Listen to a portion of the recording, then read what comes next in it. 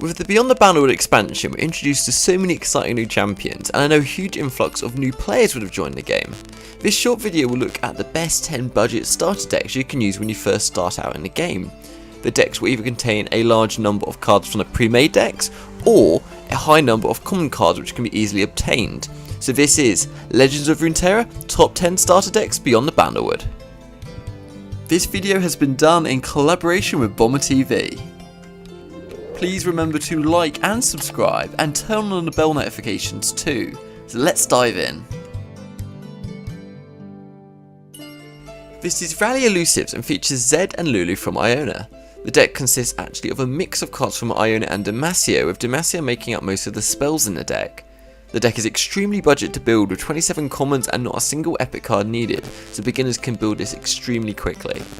Interestingly, every card also costs between 1 and 4 mana, meaning you're going to have a very strong start to the game.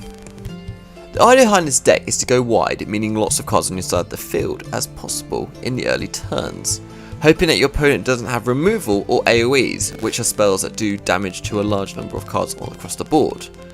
After this, you want to spot a chance and go in for the win, which you can do with Rally, and basically win the game out of nowhere. You're going to want to go as wide with elusive cards such as Greenglade Duo, which gains an additional 1 power for every ally you summon, which you're going to be summoning a lot of in this deck with 21 followers, and then Rally with cards like Relentless Pursuit. For those of you who aren't aware, Rally simply means you gain an attack token if you don't already have one, so in theory you could do 2 attacks in 1 turn. The perfect flow to the game will look something like this. On turn 1, you'll start with Fleet Feather Tracker, followed by Greenglade Duo or Young Witch. Fleet Feather Tracker gains Challenger when you summon an ally, and Young Witch can give support to your allies, giving them an additional 1 power and quick attack, helping them stay alive longer, which is obviously going to be key in this deck because your cards are going to have such low health and wanting to do those first attacks. Fleet Feather Tracker and Lulu is a devastating combo to control the board early on, whilst Young Witch and Zed into kind of a Rally could have actually potentially winning the game on turn 4 if your opponent doesn't have a wide board. Next up are your champions Lulu and Zed. Lulu levels up when 3+ allies have been supported, which Young Witch can obviously help with. Her own support ability gives cards buffed up stats, which is great for elusive, which typically have low stats. Zed is your other champ who has quick attack and can summon attacking living shadows too, creating further aggression and wide boards. Finish with your Rally cards, which include Relentless Pursuit or Golden Aegis. Use Rally when you have a full board and your opponent won't have a chance. With plenty of combat tricks as well, like Sharp Sight and Trend Disciplines, to either protect from a removal or kill our opponents out of nowhere thanks to an unblocked elusive. Sharp Sight buffs a card 2/2 and Trend Disciplines either gives a card free damage or health. So overall this is a pretty straightforward deck and very fast, optimal for ranking kind of efficiently, so you're going to be climbing those ranks quick if you can win with this deck. This is a budget upgrade to the pre-made Sun and Wind deck you get as a beginner in Legends of Runeterra. It features cards primarily from Targon and Iona, basically lots of followers from Targon and spells from Iona. Like many mid-range decks, it has lots of cards costing between 2 and 4 mana, and it's quite easy to build as it only contains a few extra cards on top of what you already get in a pre-existing Sun and Wind deck. This deck is mid-range, and it's both great at slowing down aggro decks as well as punishing slower decks by removing their blockers and dealing a ton of damage. The main win conditions are the champions, Leona and Yasuo. Leona is basically in this deck to stun units. She stuns the strongest enemy when she's summoned on Daybreak, meaning it's the first card you played in a round, and when she levels up this effect is even upgraded 1 stage further, so she stuns the opponent's strongest card when any card, including herself, activates Daybreak effects, so you're going to be slaying a lot of people. This links in perfectly with Yasuo, who deals 2 to every enemy you stun and levels up once you've stunned or recalled 5 units. This deck focuses more on the stun element, so that's how you're going to basically meeting his level up criteria. Once Yasuo levels up, his effect upgrades 1 stage further, so he strikes a unit instead of dealing 2 damage to them instead, whenever he's stunned or recalled, which is going to be a massive upgrade as he has 5 damage without any buffs, so he's going to be able to take out most units when he does these strikes. Another win condition is Fade Blade Twirler, especially when you give him Overwhelm thanks to Zenith Blade, as it can basically create a card with insane value, and the Overwhelm from Zenith Blade is going to basically turn him into a kind of 1-turn kill tool. Fade Twirler gains 2 damage every time you stun or recall a unit. This means he can quickly gain lots of damage, but can easily be blocked by an opponent in normal times. So this is where Zenith Blade comes in. If you give him Overwhelm, he may have, say, I don't know, 14 damage from the amount of cards you've stunned, meaning it doesn't matter if he's blocked because there's going to be a huge amount of excess damage, and hopefully you can win the game that way. Since this is a champion-centered deck, we have lots of protection for them, like Deny or Notify, so that once they do get on the board, it's going to be pretty difficult to remove them. Deny negates a fast or slow spell, or even a skill. Notify is similar, but the budget version of it, and it only can negate the effect of a fast or slow spell that costs under 3 mana. The rest of the deck is basically filled with more stuns or daybreak cards to level up both champions more consistently, and also helping them kind of the mid-range kind of purposes. So for example, you got Solari Sunhawk is an example of a card that kind of fits both of these themes. It has a daybreak effect and stuns the strongest enemy on survival. Another random card could be Sneaky Z-Balls. It's another way of stunning multiple enemy units and really kind of getting those criteria nice and quickly. In the mulligan, meaning basically cards you want in your opening hand, you always want to keep your win conditions. Fade Twirler, Yasuo and Leona.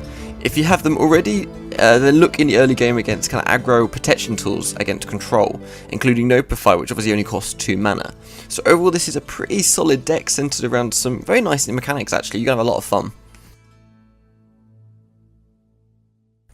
This is a budget upgrade to the pre-made Scouts and Skallywags deck you get as a beginner in Legends of Runeterra. It features followers mainly from Demacia, but with several cards from Buildwater too, including the Champion Misfortune. Like many mid-range deck, it contains lots of cards costing between 1 and 4 mana, and it's quite easy to build as it only contains a few extra cards that you won't have in the pre-existing Scouts and Skallywags deck. This deck has incredible curve, benefiting from all the great units you have from Demacia. On the mulligan, meaning the cards that you start the deck with, you want to keep Misfortune and Quinn, as in particular these are key to the strategy, but it's also important to have a 1-drop. Fleet Feather Tracker is a particularly good one that you can start the game with. If you cannot get 3 copies of Quinn, she can easily be replaced with Lucian, who comes in the original version of the pre-made deck. Both of these work around the same mechanic of doing lots of attacks, either via Quinn's Scout keyword or leveled up Lucian's Rally effect. You want to level up the champions as fast as possible, which is always where you want to attack with your scouts, even if they've died meanwhile. This includes scout cards like Grizzled Ranger and Valor, just to basically attack. You also have lots of great ways of generating value thanks to your tricks. You've got Ranger's Resolve to counter AoE, so area of effect spells that would obviously kind of wipe out lots of your cards all at once. You can get great value trades with single combat, taking out their key cards. And you've also got Riposte, which is a great way to shield a key card from removal and also deal bonus damage. This deck can go quite wide, meaning you have lots of cards on the field and be pretty aggressive thanks to cards like Petty Officer and Island Navigator. Petty Officer can obviously summon an additional 1-cost follower, and Island Navigator does the same but also grants his card Scout as well, obviously linking into the attack theme. It's also worth noting Relentless Pursuit can trigger the level up of your champion super early, as long as you have a Scout alive, so cast it on your opponent's turn so you get the additional Scout attack, potentially leveling up your cards on turn 2. Obviously your champions level up when you've done 4 attacks, so if you do a Scout twice on your first turn, then on the next turn you'd activate it on one of your own cards via Relentless Pursuit, which obviously gives you a rally, that you're going to be doing 4 attacks in 2 turns, so it's a very, very great deck, a very fast one, and definitely one to consider ranking with. Certainly it's one I've quite enjoyed over the past. This is Shurima Burn and features cards primarily from the Shadow Isles, but also features some of the new Shurima cards as well. It's a very follower heavy deck with 25 in total. Like many aggressive decks, the average card mana cost is very, very low, with every single card in this deck costing 3 or less mana. It's also extremely budget with no epic or champion cards needed at all. The idea behind this deck is to simply be very aggressive and in particular overwhelm your opponent with a wide board and later on burn them thanks to burn effects on the cards like Doom Beast's Drain effect or Phantom Pranks' effect where they deal 1 to the opponent's nexus every time an ally dies. A wide board is simply a board where you have lots of different cards on the field. As you can imagine, if each time you put a new card there, it adds to the kind of the wideness of your field. And burn simply refers to damage being done via effects or spells that damage your opponent's nexus. You can have a very explosive turn 1 by starting with a Pesky Spectre into Ravenous Butcher and following up with a Dune Keeper for a total of 7 damage on turn 1. This is possible because both Pesky Spectre and Ravenous Butcher cost 0 mana, and you can spend your turn 1 mana on summoning Dune Keeper, who in turn summons a Sand Soldier as a part of its effect. so this is obviously one of the most aggressive turn 1s that are possible in the game, if not the most aggressive. Later on, just continue to summon units and go wide with lots and lots of cards, whilst your Phantom Prankster deals 1 obviously every time an ally dies. Blighted Caretaker kills an ally on summon to summon 2 saplings, so this is a super easy way of helping you get that wide board. The saplings are ephemeral, so they die at the end of the round or on strike, and this means you can deal lots of easy damage via Prankster's effect, as these saplings obviously die at the end of the round or on the strike, and obviously Blighted Caretaker, you're going to be targeting a card to kill, so all of this really adds up and your opponent's Nexus health is just going to drain away. And finally, finish off the game with your burn spell, Ruinous Path. Ruinous Path is a fantastic new card which draws 1, and if you've slain a unit this round, drain 2 from your opponent's Nexus. So not only does this help burn your opponent's Nexus, but the drain effects on this and your Doom Beast will help keep your Nexus healthy enough to survive the game long enough to hopefully burn your opponent's Nexus to death. Obviously you're going to be very aggressive, so you're not going to be protecting any damage done to you, so any form of survival whatsoever is key to helping you win. And as you can probably see here, there's a common theme in this deck: everything leads towards damaging your opponent's Nexus with some sort of effect. This deck is Elise Spiders, featuring cards from Noxus and Shadow Isles. Elise Spiders is pretty much what you've already got in the Noxus Shadow Isles starter deck, with just a small tweakings, removing the bad cards and including more commons and rares which make this deck much stronger. The deck is aggro, meaning you'll be playing aggressively to finish the game quick. As a result, many of the cards have small mana costs, basically to have a stronger early game. As you can see, this is reflected by 33 cards costing 3 or less mana. The game plan is simple as you possibly can get in Legends of Runeterra. Just deal as much damage in the early game thanks to 1-drops such as Precious Pet and other aggressive early units such as Legion Saboteur. Then later on, burn your opponent with burn spells such as Nox and Favor and Decimate. Burn spells are simply spells that deal damage for those who you're basically wondering what it is. I'm aware that lots of YouTubers use all these words and terminologies that just completely go over some people's head. If you do reach late game, you have Captain Farron who can finish off your opponent with Overwhelm and then the Decimate spells he generates when summoned. At this stage, your opponent should have pretty much very slim or small amounts of Nexus health left, so this is basically a win condition if needed. Elise should not be protected more than usual, just treat her as a normal unit. On games where she does level up, she can actually be quite strong, but again, don't be overprotective against her unnecessarily. Save your spells to take out your opponent's key units, rather than saving Elise. And I know this sounds a bit controversial, basically, even though the deck is named after her, but bear with me here. Focus on having a very good opening hand and mulligan heavy for 1-drops. If you are lucky enough to have 1-drops already, keep them and then mulligan everything else for 2-drops. Mulligan basically means searching for certain cards from your opening hand when you're given the opportunity to remove the ones you don't need, so this will obviously be doing right at the start of the game. It's important to get your opponent's Nexus health as close to 10 or even lower if possible, so don't worry about sacrificing units on attacks if this does lead to them dealing a bit of damage. When you do reach that endgame stage, then you can try and finally burn out your opponent with burn spells such as Nox and Favor, Decimate, and Captain Farron, who I discussed earlier on. So overall, this is a very fast deck, both for winning and losing. So as long as your win rate stays above 50%, then you're good to go. This is Demacia Allegiance, or Mono Demacia, and this is one of the decks which has been staple for Legends of Runeterra in that kind of Demacia mid-range category. This basically means the deck revolves around combat with a strong peak around mid-game. This is actually a fairly aggro version of the deck with no cards costing 6 or more mana. This is a budget version and you can easily look at incorporating elite synergies by adding your Garen, or this can be upgraded to an even more mid-rangey version with cards such as Citria the Bold and Genevieve Elmheart. 2 fantastic exotic cards, and I would suggest removing your Screeching Dragons if you want to fit these cards into this deck.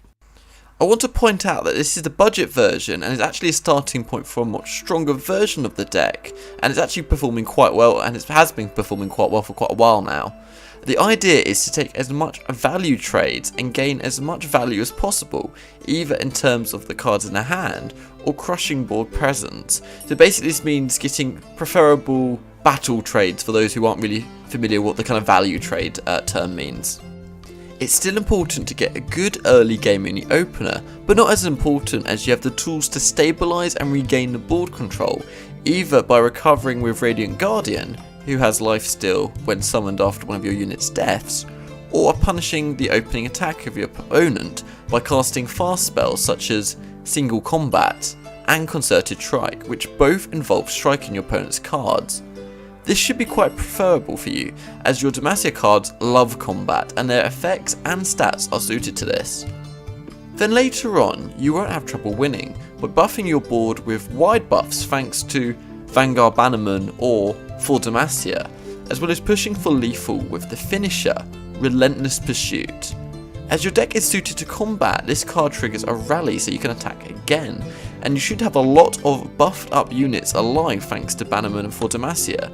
So this deck is designed for basically introducing beginners to that mid-range strategy in Legends of Runeterra, which in my opinion is the most fun out of the 3 decks I'm going to be talking about in this video, and finishes like this are exactly why.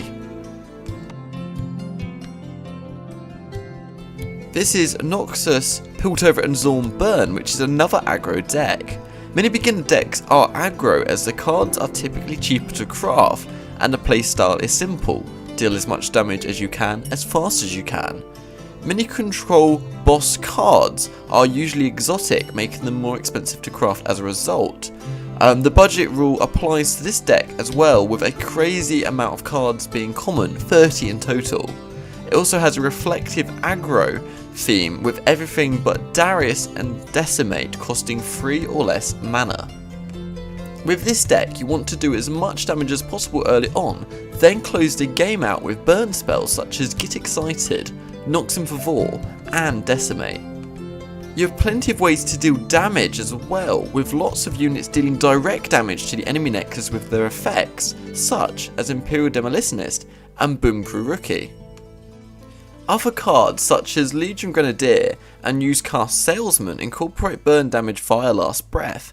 This means when the unit dies, or in Usecast Salesman case, his casks die, it will deal damage to the opponent's nexus. So this is a nice alternate way to also deal burn damage quickly to your opponent's nexus. Most of the time you should be able to win by turn 6 when you play a leveled up Darius and go for the winning attack. Darius levels up when your opponent's nexus has 10 or less mana, which gives him a crazy 10 power once he does level up. One attack from him with his Overwhelm is usually enough to win, or at least put you in a very good winning position.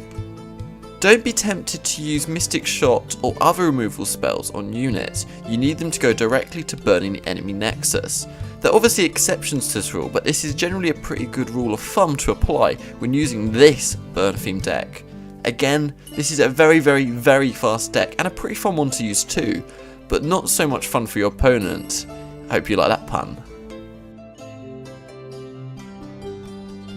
This is Frostbite mid-range budget. It's basically a mono Lord deck featuring Trifarian, Glory Seeker and Culling Strike from Noxus. It's actually the budget version of a meta deck, also called Frostbite midrange, and revolves around the Frostbite mechanic as the name suggests. It has an extremely high number of common and rare cards with not a single epic card needed, making it extremely budget to build. The main idea of this deck is to Frostbite enemies and level up Ashe as soon as possible, as she's basically your win condition. When she levels up, any unit with 0 attack will be unable to block, and this includes Frostbitten units.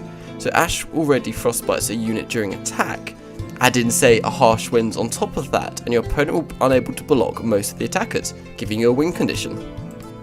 To get there, we'll use both spells like Brittle Steel, and units such as Icefell Archer. Both of these cards utilise the Frostbite keyword. They both have a low mana cost, so you can really start the Ashe leveling up process very early on in the game. To get even more advantage from our Frostbite strategy, we'll use challenges such as Trifarian Glory Seeker and Rhymefang Wolf, basically to value trade the enemy units.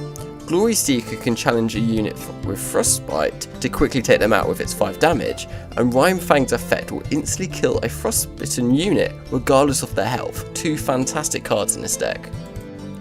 A good early game can be kicked off with Omen Hawk and Avorison Trapper, which can buff all the cards you draw, or you can draw a 5/5 Enraged Yeti respectively. So overall this deck really is good from start to end, which is obviously going to be your mid-range peak as it's a mid-range deck. So some pretty solid options, and this can easily be upgraded into the well-known meta archetype, Frostbite midrange. This is Jinx Aggro Budget. It's basically a budget version of the popular deck Discard Aggro, which has been in and out of the meta since basically the game's existence. It features cards from Piltover and Zaun and Noxus, and also is basically all about pure aggression. And this is seen with the cards in the deck with the mana cost spread with no cards costing more than 4 mana, so going to be really early game heavy. The deck is one of the most budget ones you'll find, with 28 cards being common and none being epic. The main idea of this deck is to be aggressive.